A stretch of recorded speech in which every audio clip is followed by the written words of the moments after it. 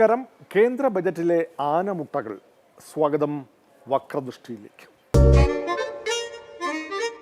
ലോക്സഭാ തെരഞ്ഞെടുപ്പിന്റെ വിജയത്തിളക്കത്തിൽ നിൽക്കുമ്പോൾ പോലും സംസ്ഥാന കോൺഗ്രസിൽ നേതാക്കളുടെ മൂപ്പിളമ തർക്കമാണ്.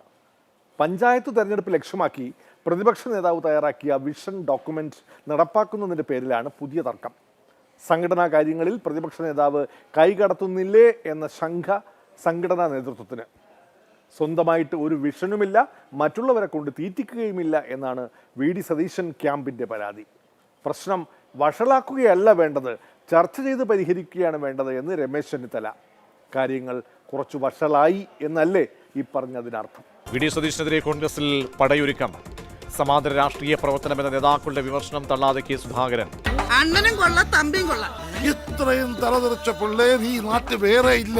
ഒരുമയെന്നൊരു പദമില്ലാതെ ഇതുടയവൻ എഴുതിയ കഥയാണ്.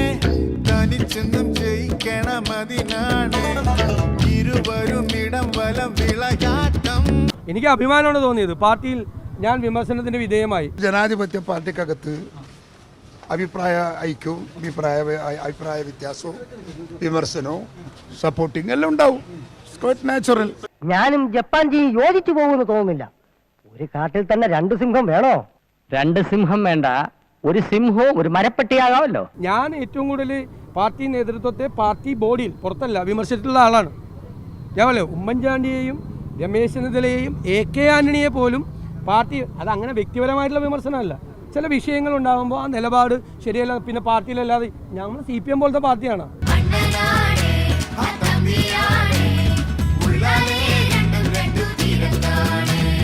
ആർക്കെങ്കിലും അഭിപ്രായ വ്യത്യാസം ഉണ്ടെങ്കിൽ അവരെ ചർച്ച ചെയ്ത് പരിഹരിക്കണം. അല്ലാതെ നമ്മൾ ഈ പ്രശ്നങ്ങൾ വഷളാക്കിക്കൊണ്ട് പോകുന്നത് ഒരിക്കലും ശരിയല്ല. എന്റെ ലൈഫിൽ ഞാൻ ഏറ്റവും ബോറടിച്ചിട്ടുള്ളത് ഉപദേശങ്ങൾ കേട്ടാണ്. എന്നെ ചീത്ത വിളിക്കൂ, വേണമെങ്കിൽ നല്ല ഇടി ഇടിക്കൂ, അപമാനിക്കൂ, പക്ഷെ ഉപദേശിക്കരുത്. പാർട്ടി നേതാക്കന്മാർക്ക് അഭിപ്രായങ്ങൾ ഉണ്ടാവില്ലേ? ആ അഭിപ്രായങ്ങൾ വ്യത്യസ്തമായി കൂടെ? അതൊരു ജനാധിപത്യ പാർട്ടിന്റെ ക്വാളിറ്റി അല്ലേ? ഈ ജനാധിപത്യ പാർട്ടിയാണ്. ഇതിൻ്റെ അകത്ത് എല്ലാ കാലത്തും ഈ അഭിപ്രായങ്ങളും അഭിപ്രായ വ്യത്യാസങ്ങളും യോജിപ്പും എല്ലാം ഉണ്ടായിട്ടുണ്ട്. ഇതും അതിലുള്ള തീരാവുന്ന വിഷയമുള്ളൂ. അതിലൊക്കെ ഒരു തർക്കത്തിന്റെ പ്രശ്നമില്ല. വഴി കിടന്ന് തെരുവ് പട്ടികളെ പോലെ തമ്മിലടിച്ച് ചാകാനാണ് 500 മക്കളുടെ വിധിയെങ്കിൽ അയക്കോ, എന്ത് വേണമെങ്കിലും അയക്കോ. ഞാൻ എല്ലാ ആളുകളോടും സമദൂരത്തിലും എന്താ പറയുക, സ്നേഹത്തിലും ഞാൻ എല്ലാവരുമായിട്ട് പോകുന്നുണ്ട്. എനിക്ക് യാതൊരു അഭിപ്രായ വ്യത്യാസം ആരോടുമില്ല. ഞാനിനി എന്തെങ്കിലും തെറ്റാണ് ഞാൻ ചെയ്തെങ്കിൽ ഞാൻ തിരുത്തും, ഞാനത് തിരുത്തും. പോരെ, ചോദ്യം ചോദിച്ച ഒറ്റ തൊഴിൽ വെച്ച് തരും. സ്ലാങ് പറയും, അപ്പ കേട്ടാ മതി. സ്ലാങ് കാണിക്കും, അപ്പ കണ്ടാ മതി. കോൺഗ്രസിലെ തർക്കം എന്നും വിശാല ജനാധിപത്യത്തിന്റെ പേരിൽ എഴുതി ചേർക്കുകയാണ് പതിവ്. ഉൾപാർട്ടി തർക്കങ്ങളിലോ വിമർശനങ്ങളിലോ അല്ല, അതെല്ലാം പൊടുപ്പും തൊങ്ങലും വെച്ച് പുറത്തറിയിക്കുന്നവരെ കുറിച്ചാണ് പ്രതിപക്ഷ നേതാവിൻ്റെ പരാതി. അടികലശൽ ഇങ്ങനെയൊക്കെ ആണെങ്കിലും തമ്മിൽ കാണവേ ഒരു ചായ വാങ്ങി കൊടുക്കുമ്പോൾ സംസാരിക്കാവുന്ന പ്രശ്നമേ പാർട്ടിയിലുള്ളൂ എന്ന് KPCC പ്രസിഡന്റ്. ഉള്ളത് ഇല്ലാത്തതും കൂടി ഇത് നിങ്ങളെ അപ്പം തന്നെ അറിയിക്കുന്നത് ആരാണെന്ന് പാർട്ടിയുടെ നേതൃത്വത്തിൽ ഇരിക്കുന്നവരെ അന്വേഷിച്ചാൽ നന്നായിരിക്കും. അത്രയല്ല. അല്ല, അതൊക്കെ ചെയ്യുന്നുണ്ടെങ്കിൽ അത് നിയന്ത്രിക്കാനൊക്കെ എനിക്കറിയാം. ഒരു ജനാധിപത്യ പാർട്ടിയാണ്, പാർട്ടിക്കകത്ത് അവരുടെ അഭിപ്രായങ്ങൾ പറയും. പക്ഷെ അതെല്ലാം നടന്നതും നടക്കാത്തതുമായ കാര്യങ്ങൾ പൊടുപ്പും തൊങ്ങലും വെച്ച് പുറത്തു വരുന്നത് ഒരിക്കലും ശരിയല്ല. പരിഹരിക്കാതിരിക്കാൻ ഇവിടെ എന്താ പ്രശ്നം? ഒന്നുമില്ല. ഞാനൊക്കെ എന്തെങ്കിലും സ്റ്റേറ്റ്മെന്റ് പറയുമ്പോൾ പലരും പറയാറുള്ളത് പാർട്ടി വേദികളിൽ പറയണമെന്നാണ്. ഇപ്പോൾ പാർട്ടി വേദികളിൽ പറയുന്നതും പറയാത്തതും വാർത്തകളായിട്ട് വരും. അതൊന്ന് അന്വേഷിക്കുന്നത് നല്ലതാണ്. വേണ്ട, തലയിരിക്കുമ്പോ വാലാറണ്ട. പാർട്ടി പ്രവർത്തകർക്ക് വേദനയുണ്ടാക്കുന്ന തരത്തിലുള്ള ഒരു പരാമർശവും എൻ്റെ നാവിൽ നിന്നുണ്ടാവില്ല. സതീശനായിട്ട് ഞാനും തമ്മിൽ ഒരു പ്രശ്നങ്ങളൊന്നുമില്ല, ഒരു അഭിപ്രായ വ്യത്യാസവും ഇല്ല. അതെങ്ങനെ? ഇവര് തമ്മിൽ ഭയങ്കര സ്നേഹത്തിലല്ലേ? കണ്ടാമിണ്ടൂല. ഇപ്പം കണ്ട സതീശനെ കൂട്ടിക്കൊണ്ട് ഞാൻ ചായ വാങ്ങി കൊടുക്കും, ഒരു പ്രശ്നമില്ല. ഇതുകൊണ്ടൊന്നും ഞങ്ങൾ തോറ്റുവെന്ന് വിചാരിക്കണ്ട.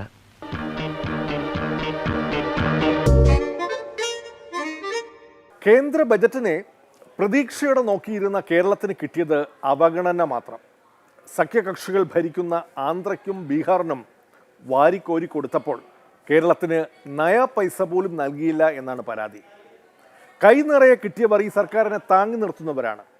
കേരളക്കാർക്ക് എന്തിനു നൽകണം? ഒരു സീറ്റിലെങ്കിലും ജയിപ്പിച്ചു കൊടുത്താൽ ഇവിടെ പാലും തേനും ഒഴുക്കും എന്നല്ലേ ഒരു സീറ്റിൽ ജയിച്ച BJP സ്ഥാനാർത്ഥി മുമ്പ് പറഞ്ഞത്. ഒന്നുമില്ലെങ്കിൽ കോഴിക്കോട്ട് എയിംസ് എങ്കിലും കൊണ്ടുവരുമെന്ന് പറഞ്ഞു. മൂന്നാം മോദി സർക്കാരിൻ്റെ ബജറ്റ് വന്നപ്പോൾ ദീപവുമില്ല ജ്യോതിയുമില്ല എന്ന അവസ്ഥയായി.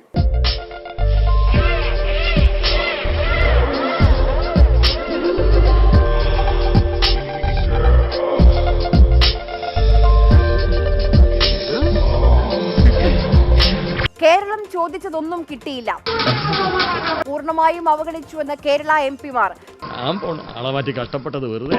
കേരളം വികസിത സംസ്ഥാനമായി മാറുമെന്നും കേന്ദ്രത്തിൽ നിന്ന് അർഹതപ്പെട്ട ആനുകൂല്യങ്ങൾ ലഭ്യമാക്കാൻ കഴിയുമെന്നും ഒക്കെയുള്ള പ്രസ്താവനയോടുകൂടി തൃശ്ശൂരിൽ നിന്നും ലോക്സഭയിലേക്ക് ശ്രീ സുരേഷ് ഗോപി ജയിച്ചതിന് ശേഷം കേരളത്തിന് വേണ്ടി കേരളത്തിൻ്റെ പേരൊന്ന് ബഡ്ജറ്റിൽ പരാമർശിക്കാൻ ഒരു സ്ഥലത്ത് പോലും പരാമർശിക്കാൻ പോലും തയ്യാറായില്ല.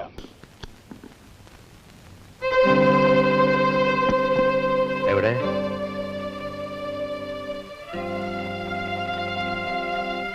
എവിടെ ഒരു പുതിയ പദ്ധതിയും ഒരു ആനുകൂല്യവും സംസ്ഥാനത്തിന് നൽകിയിട്ടില്ല എന്ന് മാത്രമല്ല, കേവലമായ പരാമർശം പോലും ആ കാര്യത്തെ സംബന്ധിച്ചില്ല. എന്തുമാത്രം ബാലിശമായ ഒരു ആരോപണമാണിത്. കേരള ധനകാര്യമന്ത്രി ബാലഗോപാൽ ബജറ്റ് അവതരിപ്പിക്കുമ്പോൾ കേരളത്തിലെ എല്ലാ ജില്ലകളും പരാമർശിക്കാറുണ്ടോ? ചിലപ്പോൾ വയനാടിന് എന്തെങ്കിലും പ്രഖ്യാപിച്ചേക്കും, ചിലപ്പോൾ ആലപ്പുഴയ്ക്ക് എന്തെങ്കിലും പ്രഖ്യാപിച്ചേക്കും, ചിലപ്പോൾ ഇടുക്കിക്ക് എന്തെങ്കിലും പ്രഖ്യാപിച്ചേക്കും. 14 ജില്ലകളെയും പേരെടുത്ത് പറഞ്ഞിട്ട് ഇതെന്താ അക്ഷരശ്ലോകമാണോ? സീരിയസ് ആയിട്ട് വല്ലതും പറയുമ്പോൾ ആക്കരുത്. അന്താക്ഷരിയാണോ? ഇന്ത്യയിലെ എല്ലാ സംസ്ഥാനങ്ങളെയും പേര് പറഞ്ഞുകൊണ്ട് ബജറ്റ് അവതരിപ്പിക്കാൻ? ബജറ്റ് വിഹിതം കിട്ടിയില്ലെങ്കിൽ എന്ത്, 2 കേന്ദ്രമന്ത്രിമാരെ കിട്ടിയല്ലോ എന്ന ആശ്വാസത്തിലാണ് കേരളത്തുകാർ. സമ്മർദ്ദശക്തിയാവുന്നവർക്കേ രക്ഷയുള്ളൂ. BJPക്ക് ഒരു സീറ്റ് കൊടുത്താൽ റബ്ബറിന്റെ വില താനേ കയറും എന്ന് ചില മെത്രാന്മാരും പറഞ്ഞിരുന്നു. വല്ലതും കയറിയോ? കേരളത്തിന് 2 മന്ത്രിമാരെ അല്ലാതെ വേറൊന്നും കിട്ടിയിട്ടില്ല. സുരേഷ് ഗോപിയെ കൊണ്ടോ ജോർജ് കുര്യനെ കൊണ്ടോ കേരളത്തിന് വേണ്ടി ഒന്നും ചെയ്യാൻ കഴിയില്ല. ഒരു തിരിയിട്ട ഉമ്മറത്ത് വിളക്കായി കത്തിച്ചു വയ്ക്കാം. ഇനി കേരളം രക്ഷപ്പെടണമെങ്കിൽ ഒരു നിതീഷ് കുമാറോ അല്ലെങ്കിൽ ചന്ദ്രബാബു നായിഡുവോ കേരളത്തിൽ ജനിക്കേണ്ട സാഹചര്യമാണിപ്പോൾ സംജാതമായിരിക്കുന്നത്. മനസ്സിലാക്കി കളഞ്ഞല്ലോ. സമ്മർദ്ദ രാഷ്ട്രീയത്തിന്റെ ഭാഗമാകാൻ കഴിയുന്ന ഈ ഗവൺമെന്റിനെ വിരട്ടാൻ കഴിയുന്ന ഒരു ഘടകകക്ഷിയായി മാറാൻ കഴിയുന്നവർക്ക് മാത്രമേ രക്ഷയുള്ളൂ എന്നാണ് ഈ ബഡ്ജറ്റ് അവതരണത്തിലൂടെ നമുക്ക് ബോധ്യപ്പെടുന്നത്. കേരളത്തിൽ നിന്ന് ഒരു BJP-യെ MP-യെ കൊടുത്താൽ റബ്ബറിന്റെ വില ഞങ്ങൾ ഷൂട്ടപ്പ് ചെയ്യുമെന്നൊക്കെ പറഞ്ഞിരുന്ന ആളുകൾക്ക് ഇപ്പൊ റബ്ബറിന്റെ വിലയുമില്ല, വികസനവുമില്ല, പദ്ധതിയുമില്ല. കേരളത്തെ ഇതുപോലെ അവഹേളിച്ച, കേരളത്തെ ഇതുപോലെ അവജ്ഞയോടെ നോക്കിക്കണ്ട ഒരു ബഡ്ജറ്റ്. പുറത്തിറങ്ങാൻ പറ്റാത്ത സ്ഥിതിയായല്ലോ ഈശ്വര. പുറത്തിറങ്ങാൻ പറ്റില്ല. എന്താ കേരളത്തിൽ ചെറുപ്പക്കാരില്ലേ, കേരളത്തിൽ ഫിഷറീസ് ഇല്ലേ, കേരളത്തിൽ സ്ത്രീകളില്ലേ? നിങ്ങൾ പോയി ചെക്ക് ചെയ്യൂ. ലോക്സഭാ തെരഞ്ഞെടുപ്പിൽ കേരളത്തിൽ BJPക്ക് കിട്ടുക കോഴിമുട്ട ആയിരിക്കുമെന്ന് പറഞ്ഞു K. മുരളീധരൻ. പക്ഷെ സംഭവിച്ചത് തൃശ്ശൂരിലെ കോഴിമുട്ട K. മുരളീധരൻ കൈപ്പറ്റുകയായിരുന്നു.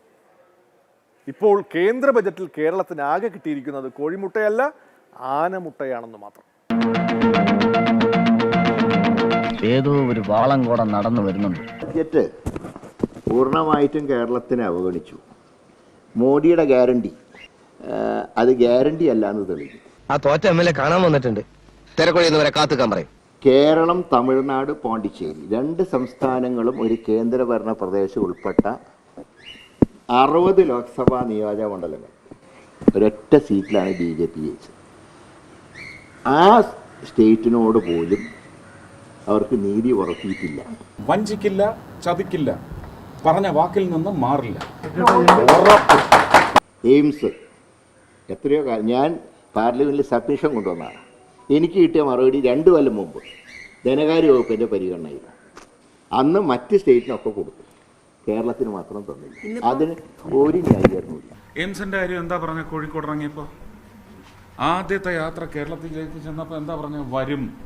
വന്നിരിക്കും, പക്ഷെ അതിന് കേരള സർക്കാർ കൃത്യമായ സ്ഥലം തരട്ടെ. അപ്പം അങ്ങനെയാണെങ്കിൽ ഇപ്പോൾ കോഴിക്കോട് എടുത്ത സ്ഥലം പര്യാപ്തമല്ലെന്ന് കേന്ദ്ര ആരോഗ്യ മന്ത്രാലയം അങ്ങനെ അഭിപ്രായം ഉണ്ടെങ്കിൽ അവർ സ്റ്റേറ്റിനെ അറിയിക്കണം. ഏത് സ്ഥലത്താണ് കൂടുതൽ അനുയോജ്യമായത്. ആ സ്ഥലം ചൂണ്ടിക്കാണിച്ചിട്ടില്ല. എയിംസിന് ആവശ്യമായ സ്ഥലം ഏറ്റെടുത്ത് കൊടുക്കുന്നതിൽ സംസ്ഥാന സർക്കാരിന് ഇതുവരെ സാധിച്ചിട്ടില്ല.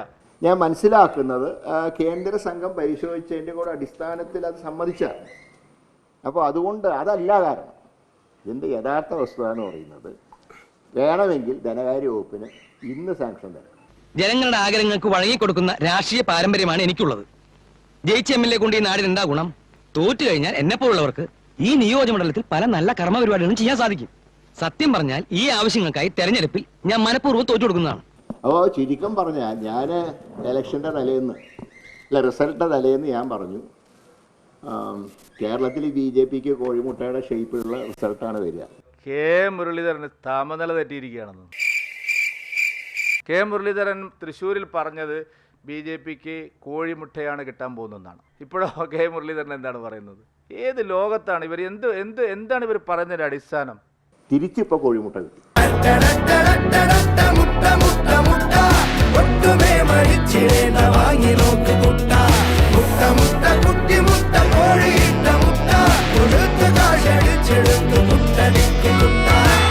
പാർട്ടിക്ക് കോഴിമുട്ട കിട്ടുന്നതാണ് ഞങ്ങൾ വിചാരിച്ചത്. പക്ഷേ അത് തിരിച്ച് പാർട്ടി എന്ത് ചെയ്തു?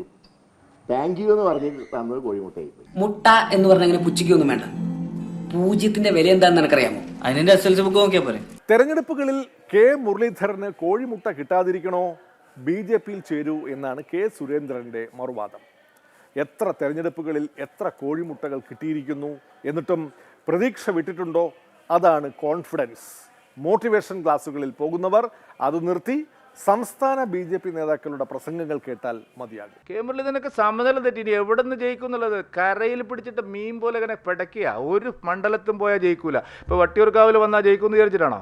അവരങ്ങനെയൊക്കെ പറയും, കേട്ടില്ലെന്ന് വെച്ചാൽ മതി. കുറെ പറഞ്ഞു കഴിയുമ്പോൾ അവർ നാണിച്ച് തിരിച്ചു ചോദിക്കുകയാണ്. ഞാൻ അന്നേ പറഞ്ഞു, ഇനി BJPയിൽ ചേരാതെ കെ മുരളീധരൻ കേരളത്തിന്റെ നിയമസഭ കാണില്ല എന്നുള്ള കാര്യത്തിൽ ഒരു സംശയവും നിങ്ങൾക്ക് വേണ്ട. സത്യമാണോ ഈ പറയുന്നത്? BJPയിൽ അംഗത്വം എടുക്കാതെ കെ മുരളീധരൻ കേരളത്തിന്റെ നിയമസഭയുടെ കാലുകുത്തില്ല. എന്ന് വെച്ച് നീങ്ങാനും വല്ലവന്മാരെ കൂടെ ഇറങ്ങി പോകാൻ നോക്കിയാൽ എന്റെ കൈ ഞാൻ വിട്ടുകളി. കോഴിമുട്ട വാങ്ങാനാണെങ്കിലും അല്ലെങ്കിലും കെ മുരളീധരനെ BJPയിൽ പ്രതീക്ഷിക്കുകയാണ് കെ സുരേന്ദ്രൻ. കോൺഗ്രസ് നേതൃത്വം വെറും നിഷ്കളങ്കനായ കെ മുരളീധരനോട് ചെയ്യുന്ന സൂപ്പർ ചതിയോർത്ത് ഹൃദയം പൊട്ടുകയാണ് കെ സുരേന്ദ്രന്. മുരളീധരനെ പോലെ ഇത്രയും വേഗം തെറ്റിദ്ധരിപ്പിക്കാൻ കഴിയുന്ന ഒരു നേതാവ് കോൺഗ്രസിലില്ല. അതൊരു നിഷ്കളങ്കനായ മനുഷ്യനാണ്. ഒരുപാട് തവണ ചൂടുവെള്ളത്തിൽ വീണ പൂച്ച എന്നെ ഒരുപാട് പേര് പറ്റിച്ചിട്ടുണ്ടാ. മുതലാളി സത്യസന്ധതയുടെ മുഖം കണ്ടിട്ടുണ്ടോ? ഇല്ല. ഇങ്ങോട്ട് നോക്കിയേ. എന്ത് ചതിയാണ് മുരളീധരനോട് പിന്നെ സുധാകരനും സതീശനും കാണിക്കുന്നത്? ഈ KC വേണുഗോപാലിൻ്റെയും സുധാകരൻ്റെയും സതീശൻ്റെയും ഒക്കെ താല്പര്യത്തിന് വേണ്ടിയിട്ട് പാവം മുരളീധരനെ ബലിയാടാക്കുകയാണ്. അതേ വേഗം വികാരത്തിന് അടിമപ്പെടുകയാണ്. നീ വിചാരിക്കുന്നത് പോലെയുള്ള ആ പോപ്പിയൊന്നുമല്ല ഞാൻ. അയ്യോ, ചേട്ടൻ ദേഷ്യപ്പെടാൻ മാത്രം ഞാൻ ഒന്നും പറഞ്ഞില്ലല്ലോ. കെ കരുണാകരൻ്റെ മകനായാലും ഉമ്മൻചാണ്ടിയുടെ മകനായാലും കോൺഗ്രസിനകത്ത് അവരെ പുകച്ച് പുറത്ത് ചാടിക്കാനുള്ള വലിയൊരു സംഘം ഇവിടെ പ്രവർത്തിച്ചുകൊണ്ടിരിക്കുകയാണ്. എടി പെണ്ണെ, നിന്റെ ചാട്ട എങ്ങോട്ടാണെന്നൊക്കെ എനിക്ക് മനസ്സിലാകുന്നുണ്ട്. ആ വെള്ളം അങ്ങ് വാങ്ങി വെച്ചേക്ക്. ഞാൻ പറയുന്നത് ഒരു രാഷ്ട്രീയ ആരോപണമായിട്ട് നിങ്ങൾ എടുക്കണ്ട. കുറച്ച് ദിവസം കഴിയുമ്പോൾ ഇതേ ഗതിയാണ് ചാണ്ടി ഉമ്മനും വരാൻ പോകുന്നത്. നിന്റെ കരുനാക്കം വെച്ചോണ്ട് ചുമ്മാരുന്നേ. മുരളീധരൻ വികാരത്തിന് അടിമട്ട് എപ്പോഴും അതിന്റെ പിന്നാലെ വശംബദനാവും. അദ്ദേഹത്തിനെ പാർട്ടിയിൽ നിന്ന് തന്നെ നിഷ്കാസനം ചെയ്യാനുള്ള സംഘമാണ് ഇവിടെ പ്രവർത്തിച്ചുകൊണ്ടിരിക്കുന്നത്. കൈമളെ, സത്യം പറയണം, ഇതിലെന്തോ ചുറ്റിക്കളിയില്ലേ? കംപ്ലീറ്റ് കള്ളത്തരവാ. ഒരു കുത്തിത്തിരിപ്പുണ്ടാക്കിയപ്പോ എന്തൊരാശ്വാസം.